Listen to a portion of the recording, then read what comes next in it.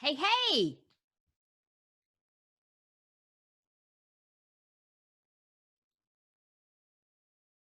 All right. Is your audio on? Yes. Can you hear me? I can hear you. Oh, very good. Very good. Yes. Look All at you right. with your fancy headset. Well, I get better audio quality this way. So, I'm telling you, the one company, the one industry that has probably made a killing in the last couple of weeks are people who sell microphones and headphones and yeah. headsets. Yeah, And exactly. yeah, Oh, man. I'm kicking myself that I didn't buy stock in Zoom like 6 months ago. Well, you can buy, well, I would say, as far as futures go, the stock to invest in right now are places or fitness clubs.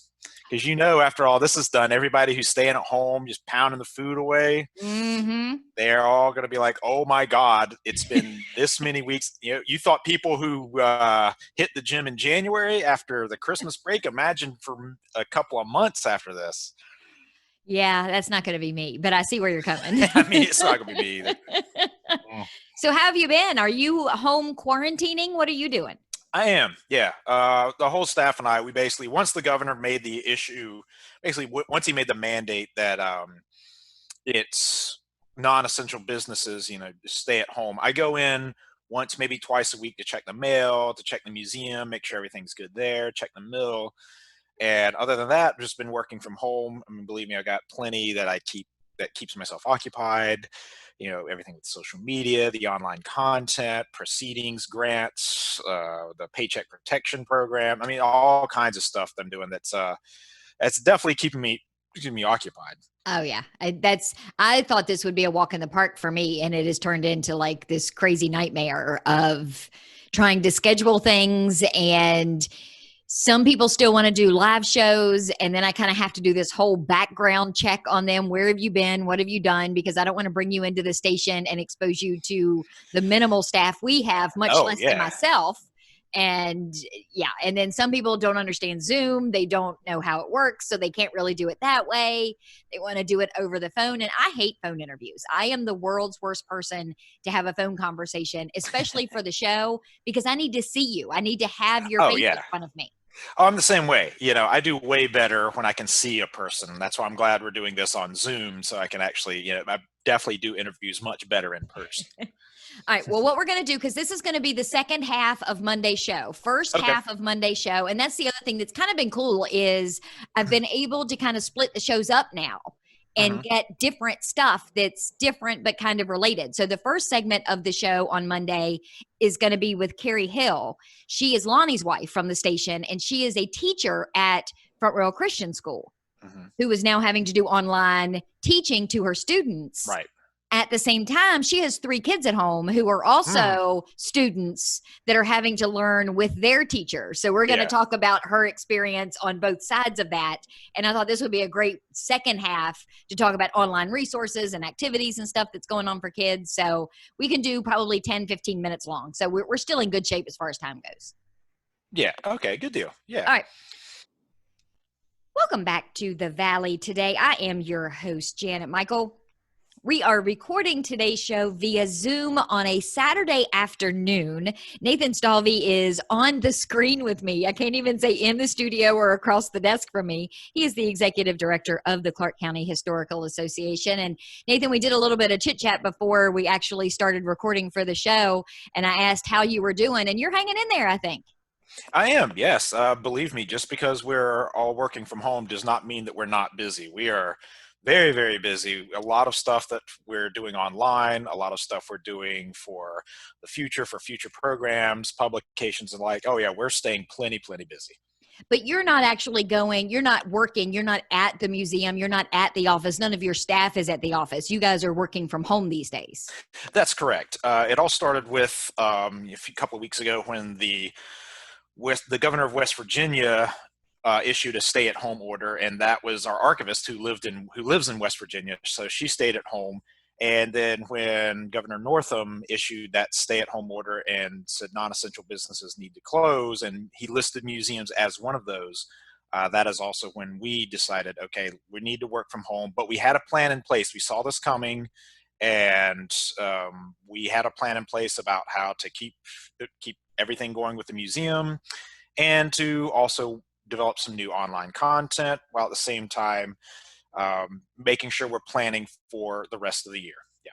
So how much online content did you have before? A lot of times when you've come and done the radio show, most of our conversations have been about upcoming events. I've done a few shows where we recorded them at the museum, but we don't really talk a lot about what was on your actual website because we were always encouraging people to physically come to Right. the museum or to an event. So tell me about the website.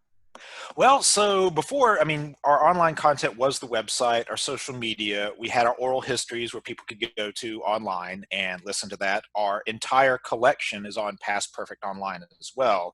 So people could peruse our entire collections database right there from the comfort of their own home, no matter where they're at. But, you know, what was being affected with this is visitation to the museums and programming. So we wanted to get creative with what we're doing because who knows when we're going to be able to do some in-person programming again, or when we're going to be able to have visitors to the museum again. So we got a little creative with some of the content that we started to develop, and we've now got a ton of stuff. And I've got to give a big shout out to the staff of CCHA. I mean, they've been really, really good, have been thinking of great ideas, and they're always thinking of new ideas every week. Yeah, so we've got quite a bit. Can't wait to tell you about it. Well, and I saw on, I guess you had posted something on the museum's Facebook page, on the Historical Association's Facebook page that said you had all of these activities and things to do. And it never even occurred to me. And I'm kind of removed from this. I've been telling a lot of listeners, and a lot of them know already from listening on a regular basis, you know, my kid's 25. So I am totally in the dark when it comes to what are some of these parents having to do with kids that are young, from toddler up to teenagers, because don't have a clue. Well, that's good. I mean, when I said that we got really creative with our online content, we looked at every age group. We really have. So there's something for every age group. Some of the things that we have, for example, we have online puzzles. So we take images of historic buildings in Clarke County, the Borough Market Mill. You look at the Long Branch Lock Store, an old postcard of downtown Berryville Main Street, and we take them and make them into 40 to 80 piece puzzles that you can move around and do online. It is remarkably fun. It is. The first time we put one up there, I found myself, I couldn't stop. It was very fun. We also, for the kids, we have this really good thing called the History is Alive Challenge. And these are hands-on history lessons that kids can do at home. They're basically meet SOL requirements, and it allows kids using items in their backyard or items in their house to create, basically to recreate history. One of the History Alive lessons that we've done is teaching kids how to make arrowheads, how they were done before, how the Native Americans made them, what they were used for, and we encourage these kids to share what they've created, what they've learned, and we post those on our social media pages. So yeah, it is some really creative stuff. We've also we started a YouTube channel where we're going out about once a week to record at different sites, historic sites around Clarke County. And a couple of them have been in conjunction with the Mosby Heritage Area Association. Our first video was at Carter Hall, and we got a behind the scenes tour in there. So we did a little behind the scenes tour inside Carter Hall to talk about the history and the architecture. And one that I was really happy to do, something really outside of the box, is we went, for lack of a better term, we went into a box, an old abandoned Cold War bunker. So that was really fun to do. Yes, it's up on our YouTube channel, and we did basically a behind-the-scenes tour of a Cold War bunker in Clarke County, why it's there, how it was built, its purposes. And so we've got more of these videos coming along and more of these videos in the works. The feedback from these have been incredible. We've just got tons of stuff. We've also got, for anybody who's interested, what we call the Letter Project. And we've digitized quite a bit of our diaries and journals and letters in our historic collection. People can go online, access these, and help us transcribe them. Oh. Yes, anybody, no matter where you're at, you can just sit there, find something that you like, find a time period, find a letter, transcribe it the best way you can, and it helps us transcribe those and makes those available to the public. I think that is an amazing idea. Now, were some of these things stuff that you had on a wish list, at some point when we have the time, because we all have those lists that have a ton of stuff on them for when I have the time. Were some of these things on that list, or were some of them things that you thought, okay, we really need to take a different approach to all of this, and you went out and did some research and figured out what you could maybe do that some of the other museums across the country were doing? It's absolutely both of that. The letter project we had already started before all this began, and we had been talking about wanting to do a YouTube channel, and so now we've had the opportunity to do so. But looking at the jigsaw puzzles and the History is Alive challenge, those were something that was thinking outside of the box. Like, okay, let's do some research. What's something can we do online that can be a history lesson for the kids and fun, and something they can do from home? So it really is a combination of both. And our archivist blog, that's been going on for about 5 or 6 months now, and that's always been going on. And so she's still posting weekly, highlighting something interesting from the collection, talking a little bit about it. And the oral histories have always been there as well. But yeah, so it's a combination of both, really. It really is. So right now, everybody, including you, is still working. They're working from home. What kind of financial impact is this shutdown having on you, because you're not able to collect admissions to the museum or have these events that are a huge part of how you make money in order to pay your staff? So how is all of that affecting you guys from a nonprofit perspective? That is correct. It has impacted us. The big thing is that we had to cancel our spring art show, and that was one of our largest fundraisers, and that was a significant financial hit. Fortunately for us, thanks to the annual giving we got received during the annual giving campaign at the end of last year, we're doing okay financially for at least the short term for the next couple of months. But then we really need to start thinking about, okay, we need to look at other sources of income, and that can be a challenge given that nobody has the money. Unemployment's at high levels right now. If the market is not doing well, so us coming out and asking for money to help get us by can be a little bit of a challenge. But that being said, we've been able to basically put a lot of our capital projects on hold for the time being. I think one of my biggest concerns is that we've been able to, by putting a lot of these capital projects on hold, we've been able to get by financially with no problems. But however, once this all ends, suddenly we have a lot of capital projects that we have to do all at once, and it's going to require some capital to do those. And that's where the big challenge is going to be, not in the immediate term, but in the long term, say 6-8 months, a year from now, when suddenly all these capital projects are together. Then we're really going to have to do some fundraising, because some of these projects can't wait. Well, and in a lot of cases, that's one of those things where so many businesses and nonprofits are in this state of limbo right now. On one hand, it's a blessing that because all of your locations are closed, you have the ability to put off doing some of those capital projects because nobody's coming through and they're not operational. But at the same time, at some point you're going to be back open again, and you still are going to have to just literally pick right back up from ground zero and move full steam ahead when you've reallocated those funds to just be able to get through the day-to-day operations. That's correct. And we are looking at different funding opportunities during this time. One of the items that we're looking at, that I'm looking at very closely, is the Paycheck Protection Program. I do have a meeting with our bank next week to talk a little bit more about that, so they can answer some of my questions. And then I'll make a proposal to our finance committee to see if this is a course of action we wish to take, just to have some just to have some revenue coming in that otherwise we normally wouldn't have. Like I said, it's missing the spring art show. That was a big hit, but fortunately we've managed our finances well.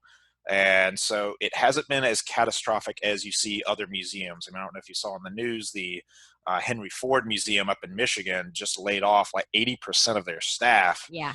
There are a lot of museums who are suffering pretty mightily right now. And we're all suffering pretty mightily, but in various ways. So I'm trying to make sure to minimize the economic damage that we're suffering right now. And I wouldn't be terribly surprised if you reached back out to me in a couple of weeks to a month and said, hey, we figured out how to do the spring art show as a virtual tour. And this is where you're going to be able to go on our website and see the art and buy the art. So I'm still not giving up hope yet on that spring art show. That is a question we've been asked repeatedly, is why not just do a virtual tour? But one of the things I have to remind people is, like, in order to do a virtual tour requires having the artists bring all the artwork in, and they're coming from places like Loudoun County, Fairfax, Arlington. They don't want to leave. Yeah. So it would be impossible. And then there's a lot of handling of artwork and material going back and forth. So it runs a high risk of spreading. Our volunteers would have to be there to take the art, handling the art, putting it upstairs inside a non-climate controlled historic building that could be ripe for spreading of this virus. So that was not a viable option. Well, I've got a couple ideas that I'll share with you when we're done recording the show, because my brain is going right now. So when all of this is said and done and everything is back to business and life as normal, although I'm pretty sure our normal in 6 months or a year isn't going to be the same normal as it was 6 months ago. Right. Are you going to continue doing a lot of this online content and still adding things to your online museum? Oh, absolutely. Absolutely. I mean, like I said, some of these have been items we've been wanting to do for quite some time, like the YouTube channel. The Histories Alive challenge is fantastic. And these are things we want to continue to do on top of what we're already doing when life is actually normal and virus free. We absolutely want to keep doing this, for sure. I mean, now that we have the groundwork and the foundation to do this, developing this content is going to be a lot easier. I think a lot of the challenges before were, okay, it's time consuming. Mm-hmm. It's time consuming to create this, to talk about the ideas, what's going to work, what's not going to work. That's been done now. So in the future, we have these sites, we have these templates, and now we can just pop that stuff on there. Well, I want to wrap up, but before I do, tell everybody where they can go to get all of this information. Tell me where I can find the YouTube channel, your Facebook, and that people that do maybe still have a couple of dollars, or parents who are grateful for the learning abilities you're giving their children, may want to give $5, $10, $100, $1,000 to the museum. So give me all of the contact information. So basically, the best place to go is our website, and it's clarkehistory.org, and that's Clarke with an E. And if you look in the top right-hand corner, you're going to see two buttons. One, it'll be the Show Your Support. That's where you can go to donate. Every little bit helps. $5, $10, doesn't matter. Every little bit helps. And then right below that, you're going to see a really cool image of a guy with a really cool mustache. With really big muscles. If you click on that image, that will take you to our webpage that has all of our online content. It has our YouTube channel, it has our Histories Alive challenge, the blog, the puzzles, the oral histories. Everything is right there on that page with all the multiple links. Fantastic. Well, Nathan, thank you for taking a little bit out of your Saturday afternoon to chat with me. I appreciate it. Well, thank you. Thank you for interviewing me. We are going to wrap up today's episode of The Valley. Today, we have been recording this particular piece of the interview with Nathan Stalvey. He is the executive director of the Clarke County Historical Association. We were having this conversation on Saturday afternoon via Zoom. I will have a brand new episode on tap for you. It is Tourism Tuesday tomorrow. So as I sit here on Saturday, I have no idea what to tell you about Tuesday's episode, because I have no idea what's going to happen with Tuesday's episode. But I promise you there will be one here tomorrow, just a few minutes after noon. So turn on the radio, go to the TuneIn app, go to our website at theriver953.com, click the Listen Live button, and you'll be able to hear whatever it ends up being. Awesome. Excellent. Thank you. Yeah, you're very, very welcome. Yeah.